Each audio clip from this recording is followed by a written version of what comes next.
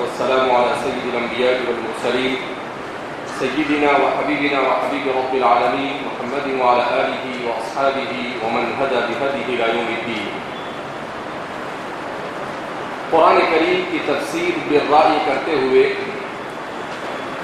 کن اصول اور ضوابط کی رعایت ضروری ہے، اس کے ضمن میں تقریباً 5 اصول بیان کیے گئے، جن میں سب سے پہلے کہ جس آیت کی تفسیر قرآن کریم کی جو شخص بھی تفسیر کرے اس میں اہلیت تفسیر کا ہونا ضروری ہے. دوسرے نمبر پر جس آیت کی تفسیر صراحتاً نبی کریم صلی اللہ علیہ وسلم، حضرات صحابہ، حضرات تابعین، ان میں سے کسی سے مروی ہو، اس کے سلسلے میں محض اپنی رائے اور عقل کی بنیاد پر کوئی بات اگر بیان کرے جو اس سے متصادم اور معارض ہو تو اس کا اعتبار نہیں کیا جائے گا. تیسرے نمبر پر جن آیات میں صحابہ اور تابعین سے کوئی صریح تفسیر منقول نہ ہو، ان میں لغت، زبان و ادب کے اصولوں کی رعایت ضروری ہے اور اس کی مخالفت کا اعتبار نہیں ہوگا. چوتھے نمبر پر قرآن و سنت سے براہ راست احکام اور قوانین اور مسائل فقہیہ کے استنباط کے لیے اس کے اندر فقہی بصیرت اور اہلیت استنباط کا ہونا ضروری ہے. اگر وہ نہیں ہے تو اس صورت میں اس کے استنباط فقہی کا بھی کوئی اعتبار ہوگا نہیں. اور 5ویں نمبر پر قرآن کی متشابہ آیات، ان کے جزم و رسوخ کے ساتھ کوئی تفسیر بیان کرنا اور اس پر اصرار کرنا یہ درست نہیں ہے، اس لیے کہ اگر کوئی متشابہ کی تفسیر کرے گا تو وہ محض ایک امکان ہوگا اور بہت ساری مرادوں میں سے کوئی ایک مراد ہو سکتی ہے، مگر یقینی طور پر وہی مراد ہو تو ایسا ہو سکتا نہیں. لہذا متشابہ پر کسی مراد پر اصرار یہ درست نہیں. 6 نمبر پر قرآن کریم کی ایسی تفسیر بیان کرنا جس سے اسلام کے دوسرے اجماعی طور پر مسلم، قرآن کریم کی ایسی تفسیر بیان کرنا جس سے اسلام کے دوسرے اجماعی طور پر مسلم اور طے شدہ عقائد یا احکام مجروح ہوتے ہو، درست نہیں ہے. قرآن کریم کی ایسی تفسیر بیان کرنا جس سے اسلام کے دوسرے اجماعی طور پر مسلم اور طے شدہ عقائد یا احکام مجروح ہو، ایسی تفسیر کا اعتبار نہیں. آپ کہیں کہ ایسا کون کر سکتا ہے؟ ایسا کیا ہے لوگوں نے، اس لیے ہمارے متاخرین نے اس اصول کو بیان کیا. جیسے اب آپ کہیں کہ اٹھا پٹک سر سید ہی کو اٹھا کے لاتے ہیں تو وہ اصل میں سرخیل ہے. اس کے بعد جتنے بھی لوگ ہیں یہ امام غال اور مزری کے متبعین ہیں. تو سر سید جو ہے انہوں نے یہ کام کیا ہے. سر سید نے کیا کام کیا؟ اب جیسے آمنت باللہ و ملائکتہ، تو یہ ایمان مفصل میں ہے.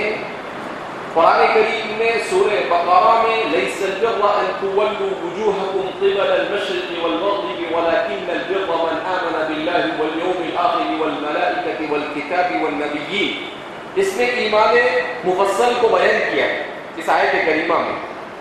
اب سر سید جو ہے کیا کرتے ہیں کہ ملائکہ کو کسی نے دیکھا ہے؟ کہا پر نہیں دیکھا اس کا مطلب نہیں دیکھا اس کا مطلب جنات کو کسی نے دیکھا ہے؟ کہا نہیں. کہا نہیں دیکھا اس کا مطلب نہیں. شیطان کو کسی نے دیکھا ہے؟ کہا نہیں دیکھا اس کا مطلب نہیں. جنت کو کسی نے دیکھا ہے؟ نہیں، اس کا مطلب یہ ہے کہ جنت نہیں. جہنم کو نہیں. قیامت کو، یہ ساری چیزوں کو وہ انکار کرتے ہیں، مگر صراحتاً انکار نہیں کرتے ہیں، گھما پھرا کر انکار کرتے ہیں. کیسے انکار کرتے ہیں؟ جیسے ملائکہ کے بارے میں کہتے ہیں اصل میں، جہاں آدمی بولے نا اصل میں تو سمجھ جانے کا نکل نہیں، اصل میں قرآن نے جو ملائکہ کا لفظ استعمال کیا یہ انسان پر ملکوتی صفت جب آ جاوے تو انسان خود ملک بن جاتا ہے. ماشاءاللہ کیا کہنے حضرت کی. اور شیطان کا جو لفظ استعمال کیا ہے تو اس کا مطلب یہ ہے کہ انسان پر جب شرارت سوار ہوتی ہے تو حضرت خود شیطان بن جاتے ہیں. تو حضرت کی کیا تفسیر کا کہنا. تو اب یہ تفسیر کرتے ہیں تو اب وہ کہتے ہیں کہ اس کا خارج میں وجود نہیں ہے، یعنی ملائکہ خارج میں کوئی مخلوق نہیں ہے، شیطان خارج میں کوئی مخلوق نہیں. کا جنت اور جہنم، کا جنت اور جہنم جو ہے وہ ہے نہیں. تو اللہ نے کیوں بیان کیا؟ کہا یہ تو انسان کو صرف برائی سے ڈرانے کے لیے جہنم کا تصوراتی اور خیالی ایک ماڈل پیش کیا، اس کے علاوہ کچھ نہیں. اور انسان کو نیکی کی طرف راغب کرنے کے لیے بطور تمثیل کے جنت کو بیان کیا، ورنہ جنت نہیں ہے. ابھی حضرت کی اتنی بھاری تفسیر ہوتی ہے. اسی لیے حکیم الامت مجدد ملت حضرت تھانوی رحمۃ اللہ علیہ جو شارٹ کٹ میں بات کرنے والے، انہوں نے امداد الفتاوی، اپنے فتاوی امداد الفتاوی میں مستقل 7ویں جلد میں تقریباً 100 سے 150 صفحے سر سید کے اوپر فرقہ نیچریہ کے نام سے لکھے. تو آپ اسی سے اندازہ لگا سکتے ہیں کہ حضرت ضلالت کی کتنی بلندی کو فائز تھے. تو سر سید نے یہ سب کیا ہے، اس لیے ہمارے علماء کو صراحتاً تفسیر بالرائے کی صورت میں رائے کے صحیح ہونے کے لیے ان اصول کو بیان کرنا پڑا. تو اس لیے کہا کہ اب یہ مسلمہ قائد ہے، آج تک کہ کسی نے اس کا انکار کیا نہیں، مگر انہوں نے آ کر اس کا انکار کیا اور الٹ پلٹ کر کوئی بھی اس کی تعویل شروع کی. دو چیزیں ہوتی ہیں، ایک ہوتا ہے صراحتاً کسی مسلمہ عقیدے کا انکار کرنا، اور ایک ہوتا ہے صراحتاً کسی مسلمہ شرعی عقیدے یا شرعی حکم کی تأویل باطل کرنا.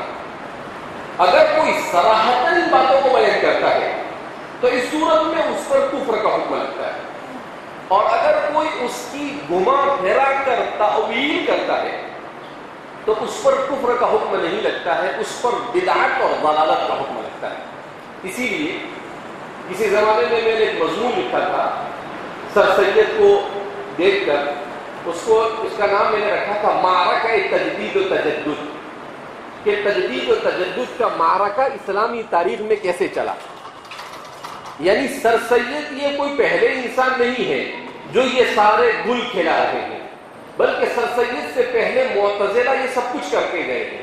اسی لیے حضرت تھانوی رحمۃ اللہ علیہ ان کو کہتے ہیں الاعتزال فی ثوبہ الجدید. کیا کہتے ہیں؟ الاعتزال یعنی اعتزال نئے روپ میں، اعتزال نئے روپ میں. وہ معتزلہ اس طرح کی باتیں کر گئے ہیں، لہذا اس بنا پر ان کے ان اصولوں کی وجہ سے ہمارے متأخرین کو تفسیر کو ہر طرح کی تحریف سے بچانے کے لیے اصول کیا کرنے پڑے، بیان کرنے پڑے.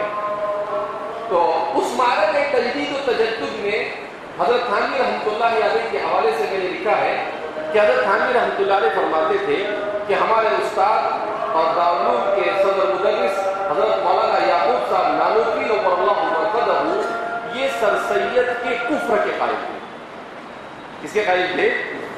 البتہ حضرت فرماتے ہیں اصول اقرا کے اعتبار سے میں ان کو کافر نہیں کہتا ہوں، لیکن کہتا ہوں اشد ضالا و اضلالا، کہ انتہائی درجے کے ضلالت زدہ اور لوگوں کو گمراہ کرنے والا ہے. تو کسی نے پوچھا ایسا کیوں، آپ کے استاد ایسا کریں؟ کہا کہ ہمارے استاد جو تھے وہ مجذوب قسم کے، ان کا حال یہ تھا کہ ان کو جب کوئی بات کوئی پوچھتا تھا اگر انہیں وہ بات سمجھ میں نہیں آتی تو اس صورت میں وہ یہ کہتے تھے کہ ٹھیک ہے میں آپ کو بعد میں بتاؤں گا، اور پھر وہ جنگلوں میں چلے جاتے. تو ہاتھی کے غیب سے کوئی شخص آتا اس کے سامنے وہ سوال رکھتے تھے اور وہ ان کو جواب دیتا تھا. تو وہ کہتے تھے کہ اس شخص کے حوالے سے ہمارے استاد فرماتے تھے کہ میں نے اس سے پوچھا کہ سر سید کے بارے میں تو کیا کہتا ہے؟ تو اس شخص نے مجھ سے کہا کہ قیامت سے پہلے بڑے دجال سے پہلے حضور نے فرمایا کہ 30 چھوٹے چھوٹے دجال آئیں گے. تو کہا ان میں سے یہ ایک ہے. تو اس وجہ سے وہ ان کے کفر کے کیا تھے آئے. تو فرماتے ہیں کہ یہ ہمارے استاد کی وہ کیفیت تھی، اس کی وجہ سے ان کو کافر کہتے تھے. مگر چونکہ یہ صراحتاً یہ باتیں بیان کرتے ہیں، گھما پھرا کر بیان کرتے ہیں، تأویل باطل کرتے ہیں، اس وجہ سے میں ان کو ضال اور مضل ہونے کا کیا ہوں قائل ہوں. بہرحال یہاں پر یہ بات اس لیے میں نے بیان کی کہ سوچنے والا یہ سوچ سکتا ہے کہ مسلمہ عقائد کے اوپر کون کوئی کلام کر سکتا ہے، لیکن اذا لم تستحی فاصنع ما شئت. انسان سے جب حیا چلی جاتی ہے تو وہ کچھ بھی کرتا ہے. وہ یہ نہیں سوچتا ہے کہ یہ کیا کر رہا ہوں. بس سر سید کے اوپر ایک چیز سوال ہے. حضرت تھانوی رحمۃ اللہ علیہ ہمارے علماء میں اتنا اعتدال پایا جاتا تھا، اسی لیے کسی کہنے والے نے کہا کہ قرون اخرى میں ہندوستان یہ خیر القرون ہے. یہ آخری جو 3 صدییں ہیں، ان صدیوں کو اگر دیکھا جائے تو ان صدیوں میں ایسے لوگ اس ملک میں پیدا ہوئے جنہوں نے قرون اولا ثلاثہ کی یاد کر سکتی. ایک طرف حضرت تھانوی رحمۃ اللہ علیہ کو یہ کہتے ہیں، اور دوسری طرف حضرت کیا فرماتے ہیں، حضرت نانوتوی بھی فرماتے ہیں کہ سر سید چاہے عقائد کے باب میں، فکر کے باب میں، تفسیر کے باب میں، فقہ کے باب میں کتنی ہی گمراہی کا حامل، مگر وہ شخص امت کے اور ملت اسلامیہ کی خدمت کے سلسلے میں مخلص ہے. ملت کی خدمت کے سلسلے میں، لیکن ان کو صحیح رہبر نہیں ملا، جس کی وجہ سے وہ بھٹک گئے اور انہوں نے بہتی باتیں کی.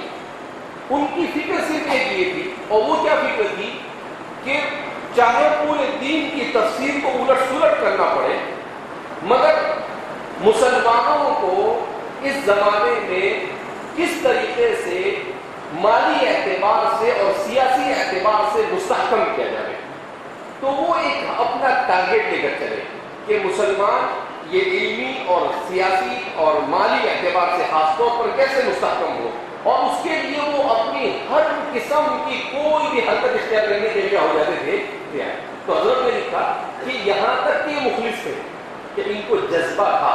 اسی لیے کہتے ہیں کہ سر سید جب چندہ کرنے کے لیے نکلے علی گڑھ بنانے کے لیے، تو ایک آدمی کے پاس گئے، اس آدمی نے تھوک دیا. تو انہوں نے کیا کیا، جس مٹی پر تھوکا وہ مٹی انہوں نے اٹھا لی اور وہ بھی ساتھ میں دی. کہا آپ کا تھوک بھی ہماری تعمیر میں کام آئے. تو حضرت اس لیے حضرت کو جب کسی نے یہ واقعہ بیان کیا حضرت تھانوی کو، حضرت تھانوی نے کہا کہ اس آدمی کے ملت کے تئیں مخلص ہونے میں کوئی شک نہیں، البتہ اس کی ضلالت اور گمراہی میں بھی کچھ نہیں. یعنی سکے کے دونوں رخ ہیں، سکے کے دونوں رخ ہیں. تو یہ اسی کو اعتدال کہتے ہیں، اور یہی مطلوب ہے اسلام میں. اسی لیے تو قرآن کریم عین میدان جنگ میں کیا کہتے ہیں قرآن کریم، جب میدان جنگ ہو رہی ہو اور اس وقت جب دشمن کے ساتھ مقابلہ ہو رہا ہو، تو قرآن کریم میں اللہ رب العزت کیا فرماتے ہیں، سورہ مائدہ کے شروع کی آیتیں ہیں،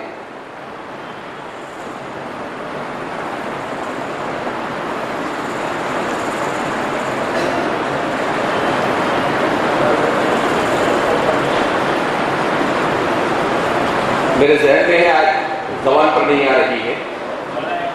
وَلَا يَجْرِمَنَّكُمْ شَنَآنُ قَوْمٍ وَلَا يَجْرِمَنَّكُمْ شَنَآنُ قَوْمٍ عَلَىٰ أَلَّا تَعْدِلُوا اعْدِلُوا. قرآن نے یہ حکم کہاں پر دیا ہے؟ عین میدان جنگ. وَلَا يَجْرِمَنَّكُمْ شَنَآنُ قَوْمٍ عَلَىٰ أَلَّا تَعْدِلُوا. اور کسی قوم کے ساتھ دشمنی تمہیں اس بات پر آمدہ نہ کرے کہ تم ناانصافی کرو. یعنی دشمن کے ساتھ بھی انصاف کی تعلیم دیتا ہے. اسی لیے وحید الدین خان بھی عجیب و غریب انسان تھے. وہ بہتی باتیں بہت کرتے تھے، لیکن کبھی کبھی بڑی عجیب بات کہہ جاتے تھے. وہ بھی ان کی کتاب میں ایک مرتبہ میں نے پڑھا کہ حضرات صحابہ ان کی ترقی کا راز کیا تھا، تو کہا کہ ان کی ترقی کا راز تھا کامل اتباع شریعت. اور پھر انہوں نے بڑی عجیب مثال دی.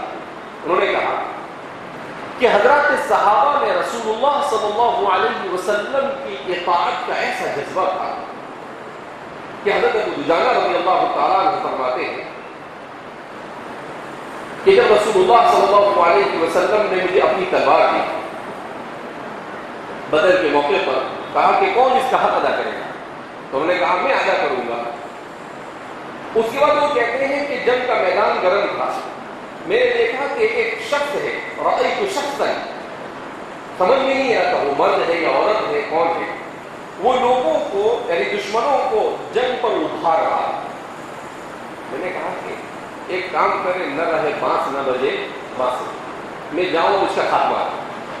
تو فرماتے ہیں کہ میں وہاں پر پہنچا اور میں نے پوری طاقت سے اپنی تلوار اٹھائی اور پوری طاقت سے میری تلوار اس کی کھوپڑی کے پاس پہنچ گئی اور اس کو دیکھا اوپر، اس کی آواز آئی تو دیکھا رأیت انہا امرأۃ، کہ یہ عورت ہے، تو میں نے اپنی تلوار کو وہیں پر روک لیا۔ حضور نے کہا لا تقتلوا النساء، کہ عورتوں کو قتل مت کرو۔ حضور نے کیا فرمایا؟ لا تقتلوا النساء، کہ عورتوں کو قتل مت کرو۔ حضور کا فرمان مجھے یاد آ گیا اور میں نے اس کو، حالانکہ میں چاہتا تو یہ تعویل، وحید الدین خان کہتے ہیں کہ وہ یہ چاہتے تو یہ تعویل کر سکتے تھے کہ وہ تو عورت تھی لیکن ابھار رہے تھے لوگوں کو جنگ پر، لہذا اس کو اگر مار بھی دیا جائے نہیں، لیکن کامل اتباع اس کو کہتے ہیں کہ ان کو غصہ تھا، وہ کر سکتے تھے، مگر ان کو یہ یاد ہے کہ حضور نے کہا عورتوں کو نہیں مارا، یعنی نہیں مارا، ختم ہو گئی بات، اب اس کے آگے پیچھے دوسرا کچھ سوچنے کی مجھے ضرورت ہے نہیں۔ کا یہی چیز کہ حضرات صحابہ کرام رضوان اللہ تعالیٰ مجمعین کی کامیابی کا اصل راز ہے کہ جہاں پر رسول اللہ کی بات اور شریعت کی کوئی بات آ گئی، وہاں پر ہر چیز کیا کر دیتے تھے، وہ بھول جاتے تھے اور کام بھی اس کی اتباع کیا کرتے تھے۔ بہرحال تفسیر کے سلسلے میں 7 اصول تفسیر بالرائے کے صحیح ہونے کے لیے، تفسیر کے معاملے میں جہاں عقل و فکر کا استعمال جائز ہے، تفسیر کے معاملے میں جہاں عقل و فکر کا استعمال جائز ہے،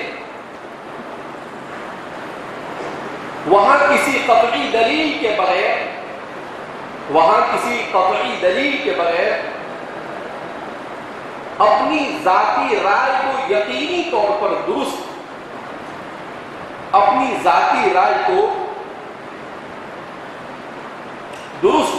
اور دوسرے مجتہدین کی آراء کو یقینی طور سے باطل قرار دینا درست نہیں ہے، اور دوسرے مجتہدین کی آراء کو یقینی طور سے باطل قرار دینا درست نہیں ہے۔ یہ آخری اور اہم اصول بیان کیا کہ ہوتا یہ ہے کہ آدمی جب قرآن کریم کی تفسیر کرنے پر آتا ہے تو بعض مرتبہ اللہ رب العزت اس پر مضامین کو کھول لیتا ہے۔ جب اللہ اس پر مضامین کو کھولتا ہے تو آدمی اوور کانفیڈنس میں کبھی کبھی مبتلا ہو جاتا ہے اور کہتا ہے میرے ذہن میں یہ بات آئی، یہی صحیح ہے، باقی اس کے علاوہ دوسری جس نے بھی کہی ہو، امام طبری نے کہی ہو، سیوطی نے کہی ہو، محلی نے کہی ہو، ابن کثیر نے کہی ہو، امام شافعی نے کہی ہو، کسی نے بھی کہی ہو، وہ سب کیا ہے؟ باطل اور غلط ہے، کہا یہ درست نہیں۔ کیوں؟ آپ کے ذہن میں جو بات آئی وہ ایک احتمال ہے، وہ کیا ہے؟ من جملہ بہت سارے احتمالات کے ایک احتمال ہے، اس سے زیادہ اس کی کوئی حیثیت ہے نہیں، اور آپ اس کو قطعی اور یقینی سمجھ رہے ہیں۔ کہا یہ بھی ضلالت اور گمراہ ہے، یہ بھی ضلالت اور گمراہ ہے۔ حجت الاسلام حضرت مولانا قاسم صاحب نانوتوی رحمۃ اللہ علیہ اور سر سید کے درمیان مراسلہ ہوا۔ سر سید نے جو گھوٹالہ کرنا تھا کیا، تفسیر میں، فقہ میں، حدیث میں، جہاں پر بھی جو کرنا تھا کیا ہوا۔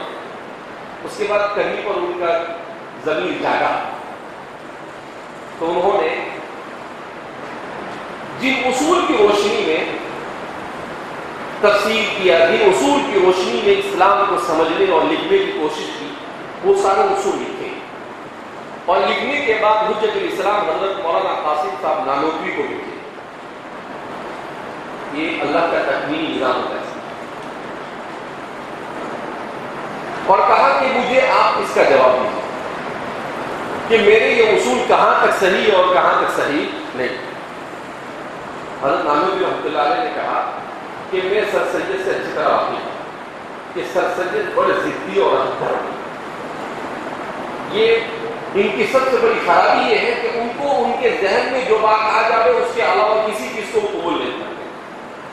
تو میں نے ان سے کہا کہ بھائی آپ نے اصول تو بیان کیے، لیکن اگر میں اس کو غلط ثابت کر دوں تو کیا؟ کہا اگر میرے کو سمجھ میں آئے گا تو ٹھیک ہے، نہیں سمجھ میں آئے گا تو میں اپنی رائے بتاتے رہوں. تو حضرت نے کہا کہ مجھے معلوم تھا کہ یہ بڈھا ماننے والا ہے نہیں. ایسا نہیں کہ حضرت بڈھا نہیں ماننے والا ہے، یعنی مجھے معلوم تھا کہ سر سید ماننے والے نہیں، مگر پھر بھی میں نے اس کا جواب دیا. تو حضرت کا وہ جواب تصفیۃ العقائد کے نام سے شائع ہوا ہے. تو حضرت نے وہ جواب لکھ کر ان کو بھیجا. اگر آپ سوال پڑھو، میں نے بھی جب پہلی مرتبہ وہ سوال پڑھا تو مجھے ایسا لگا کہ سر سید کہیں پر غلط ہے ہی نہیں. کیوں؟ وہ ادیب تھے، زبان اور قلم پر ان کو بڑی پکڑ حاصل تھی. اپنے اصول کو ایسی شاندار اردو میں اس انداز میں انہوں نے لکھا کہ اچھا آدمی یہ سمجھے کہ اس میں تو کوئی بھی غلط نہیں لگتا ہے. لیکن قربان جائیے حجت الاسلام حضرت مولانا قاسم صاحب نانوتوی رحمۃ اللہ علیہ پر آپ نے اس کے ایک جملے پر جو پکڑ کی ہے، اللہ اکبر، وہ حضرت ہی کا حصہ ہے. اسی لیے ان کو حجت الاسلام کہا جانا بالکل درست ہے.